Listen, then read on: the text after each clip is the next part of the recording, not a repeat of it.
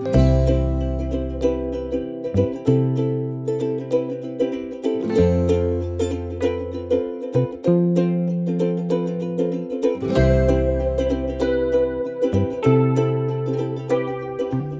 everyone, Brienne here from Hooked on Homemade Happiness. Welcome to my channel and welcome to part 9 for our 2026 Stitch Sampler Scrapghan Crochet Along. Last week we ended in part 8 with the granny stitch. And this week in part 9, we are going to be doing the berry stitch. I will link all the information below for the crochet along and the written instructions here for part 9 as well. So for this stitch, I am just going to be using one color. You can definitely alternate colors and use more than one. I'm just going to be using one for this part.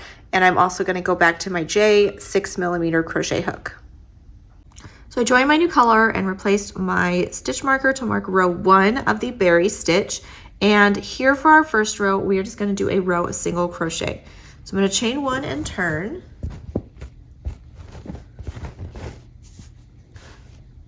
And I'm going to just single crochet in each stitch across. You should have the correct number of stitches here. So if you single crochet in each double crochet, you should end up with your correct stitch count. If not, if you're off by just 1 or 2, you can add a decrease or increase on either end, just to get your stitch count correct here for part 9. So I'm just placing 1 single crochet in each double crochet. I'm skipping over those spaces in between. We're not crocheting in the spaces, just 1 single crochet in every double crochet. And when you get to the end, don't forget that that chain 3, that turning chain, counted as a double crochet. So you will want to place a single crochet there as well. So here's my row of single crochet for row 1 of the berry stitch. So now for row 2, we're going to start doing those berry stitches, which is kind of like a bobble stitch, a variation of a bobble stitch. So we're going to chain 1 and turn.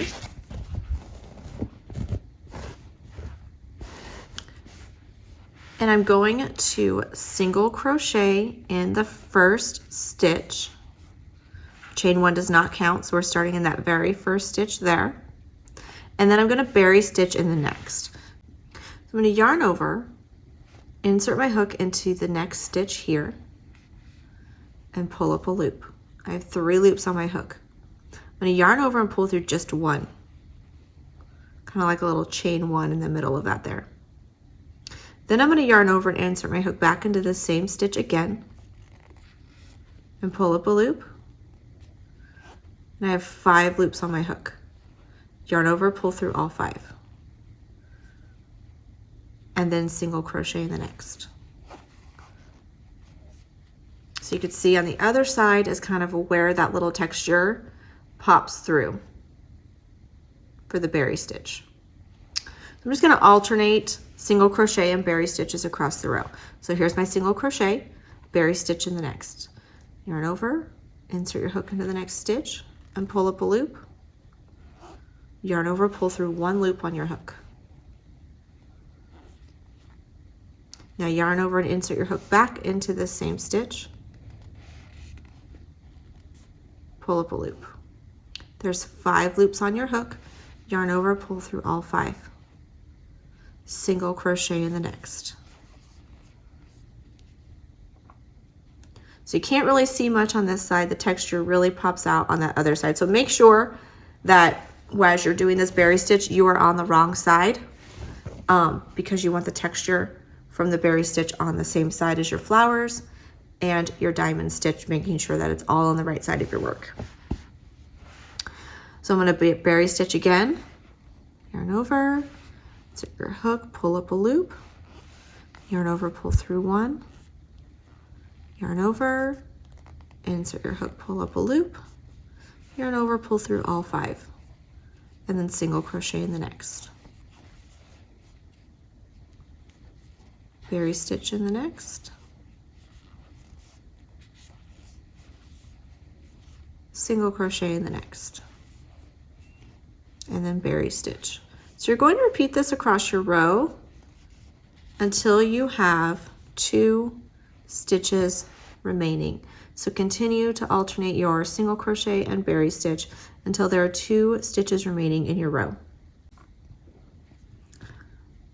So I repeated that across my row here. I have 2 stitches remaining, and so I ended with a berry stitch. I have 2 stitches remaining. I'm going to single crochet in those last 2 stitches. So that is row 2. Now for row 3, we are just going to single crochet across. Chain 1 and turn.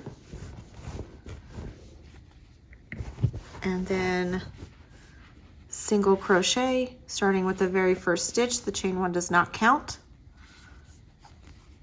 Single crochet in each stitch across your row for row 3 of the berry stitch.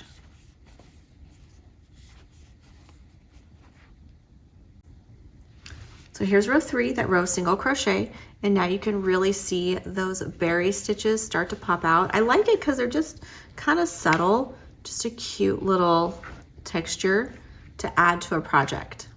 So we are going to be offsetting our berry stitches. So in row 4 for the berry stitch, we're going to be offsetting them. A lot of times you'll see this stitch called the even berry stitch, and that's because the berry stitches are stacked directly on top of each other, but we're not going to do it an even way. We're going to offset them. So I'm going to, here in row 4 for the berry stitch, I'm going to chain 1 and turn. And this time I'm going to start with those 2 single crochet so that we can offset our berry stitches. So I'm going to single crochet in the first stitch here where my chain 1 is, and single crochet in the next. So we should be now offsetting where our berry stitches are. And we're going to berry stitch in the next. So again, yarn over, insert your hook, pull up a loop, yarn over, pull through 1, yarn over, insert your hook into the same stitch, pull up a loop, yarn over, pull through all 5, and then single crochet in the next. So now we're going to be doing that all the way across the row to the very last stitch. Do that berry stitch in the next, single crochet in the next, berry stitch,